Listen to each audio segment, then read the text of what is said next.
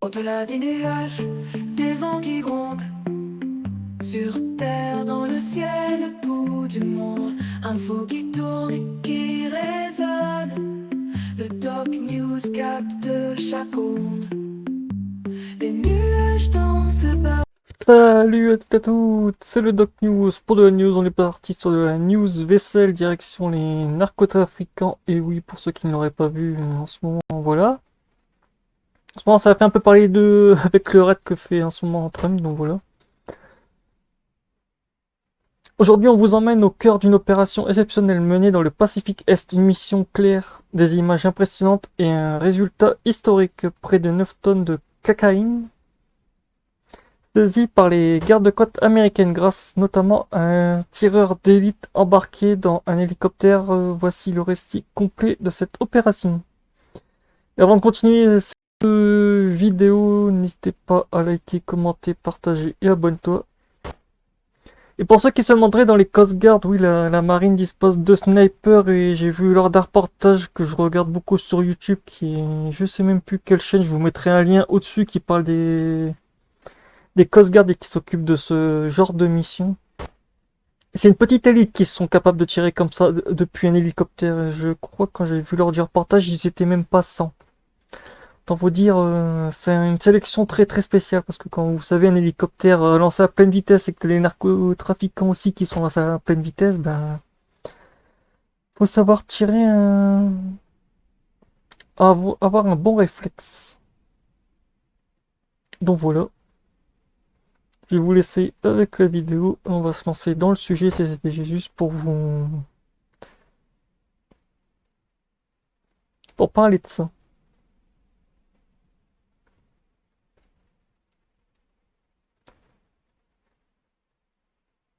Dans le Pacifique Est, des millions de kilomètres de côtes sont surveillés en permanence par les gardes-côtes américaines. Cette zone Est est l'une des routes maritimes les plus utilisées dans les cartels d'Amérique du Sud pour expédier de la cocaïne vers l'Amérique du Nord. Depuis plusieurs années, les narcotrafiquants utilisent des go-fast, des hors-bords ultra rapides construits souvent en fibre de verre et spécialement conçus pour échapper aux radars et aux patrouilles maritimes. C'est dans ce contexte, dans le cadre que l'opération Pacific Viper, une équipe spécialisée a récupéré un bateau suspect filant à une grande vitesse. Le patrouilleur numéro un navire de sécurité nationale détecte un hors-bord sans pavillon typique des convois des cartels. Le bateau accélère immédiatement, tentant d'échapper à la zone de surveillance. Tout de suite, les gardes-côtes déclenchent le protocole IRONT.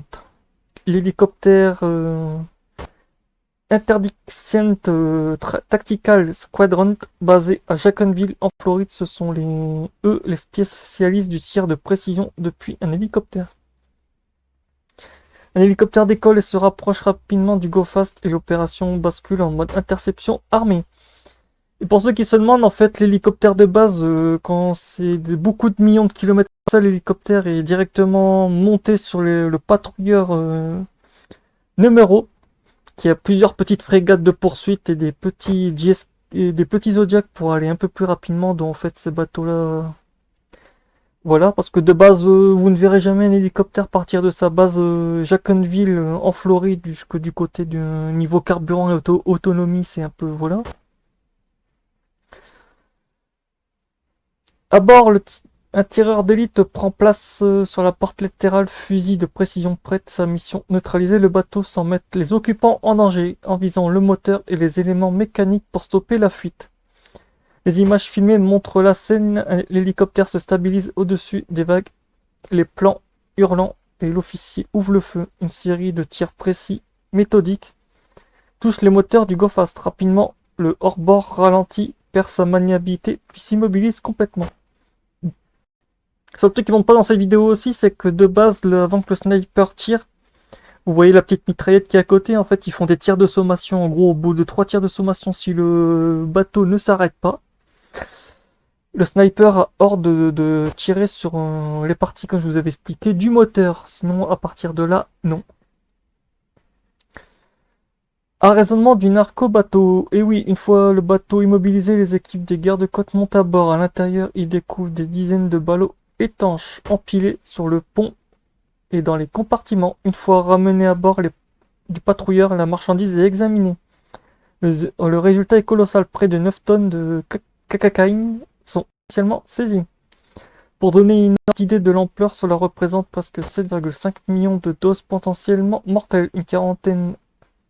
Quantité astronomique évaluée à une centaine de millions de dollars sur le marché illégal. Autant vous dire oui.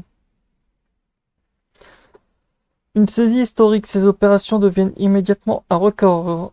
Jamais un patrouilleur de sécurité nationale n'avait intercepté en une seule mission autant de dregs sur un hors-bord. Le commandant salue la coordination parfaite entre l'équipage du numéro et le tireur Ian Tront. Dans le tir de précision depuis l'hélicoptère, le Go-Fast aurait très probablement réussi à s'échapper. Cette capacité de tirer en vol pour neutraliser un moteur à plusieurs centaines de mètres au-dessus de la mer est une signature technique extrêmement rare, maîtrisée par seulement quelques unités au monde. Pour les gardes-côtes, cette opération porte un coup sévère à l'organisation criminelle responsable du transport. Derrière chaque saisie se cache une logistique massive, des laboratoires clandestins, des équipes de transport et des réseaux de distribution internationale. Et aussi dans ces réseaux de distribution, j'ai vu lors d'un reportage aux USA qui montrait, des fois c'est carrément des civils qui sont un peu en mode tu veux gagner un petit peu 1000 dollars, 1000 machins, en tout cas en gros juste pour le transport. En échange, c'est soit de l'argent, soit il lui donne un peu une partie des 9 tonnes qu'il avait eu. Donc voilà. Neutraliser un GoFast de cette ampleur permet de perturber toute la chaîne. Les citoyens américains, c'est aussi autant de cocaïne qui n'arrivera jamais dans les marchés et qui ne fera pas de victimes. Les gardes-côtes le rappellent, une tonne de cocaïne peut alimenter des centaines de milliers de doses. Ici, on parle de 9 tonnes. Autant vous dire, voilà. Cette opération dans le Pacifique Est montre une nouvelle fois la dangerosité des routes maritimes et l'affectation redoutable des unités d'intervention américaines. Un hélicoptère, un tireur d'élite, un navire ultra rapide. En quelques minutes, c'est une cargaison colossale neutralisée. C'est vrai que depuis que je suis les gardes-côtes, c'est vrai que parce que j'aime bien suivre ces histoires-là entre le Pacifique, ouais, du côté du Pacifique et tout, vers les USA et tout, c'est vrai que ouais, ça devient la plaque tournante parce que les mecs viennent des fois du Mexique et remontent un peu vers le Canada et tout. Et des fois, les mecs viennent même carrément du Pacifique. Autant vous dire, oui, en fait, c'est l'autoroute. Vous allez soit par derrière pour aller en Amérique et tout, par la Californie. Après, vous avez direction la Floride et tout, par là. En fait, vous avez 2 zones de transit. Après, vous avez par bateau, par autre chose qui vont dans tout le monde entier. En fait, c'est un gros pôle de. Ces pôles-là sont assez rock'n'roll. Mais bon, avant de finir sur la texte finale de cette vidéo, je vais vous laisser avec la vidéo.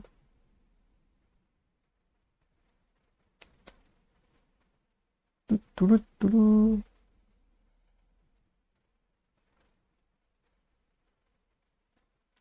Ah, en fait, non, la vidéo ne.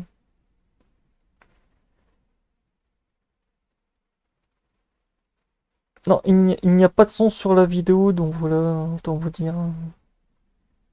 Je pensais qu'il y avait du son, mais en fait, non, ils ont coupé le truc. Bon, c'est pas grave. C'est pas grave, c'est pas grave, de toute façon, voilà.